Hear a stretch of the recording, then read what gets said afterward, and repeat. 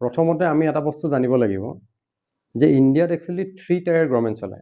এটা হ'ল আপোনাৰ চেণ্ট্ৰেল গভৰ্ণমেণ্ট এটা হ'ল ষ্টেট গভৰ্ণমেণ্ট আৰু আমাক কোৱা হয় actually city government actually ward কাউন্সিলৰে কি কাম কৰে তেওঁলোকৰ দায়িত্ব কি ৰেছপন্সিবিলিটিজ কি আছে হয় হয়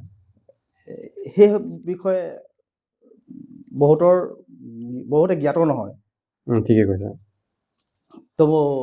মই জানিব বিচাৰিছোঁ আমাৰ ৰাইজক আপুনি এজন ৱাৰ্ড কাউন্সিলৰৰ কি দায়িত্ব ৰেছপন্সিবিলিটিজ থাকে 1992 চনত 1992ত আমাৰ 74th কনষ্টিটিউশ্যনেল এমেণ্ডমেণ্ট এক্ট এটা কৰিছিলে তাত 18টা ফাংচন মানে আপোনাৰ মিউনিচিপেল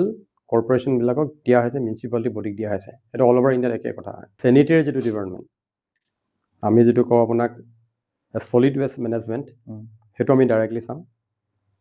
ষ্ট্ৰীট লাইট লগোৱাত আমি ডাইৰেক্টলি চাওঁ পাৰ্ক চাব লাগে পাৰ্ক বা গাৰ্ডেনবিলাক আমি ডাইৰেক্টলি চাওঁ এনেকৈ 3টা 4টামান ছাবজেক্টে আমি ডাইৰেক্টলি চাওঁ বাকীখিনি চব আমাৰ এটাচ কৰা আছে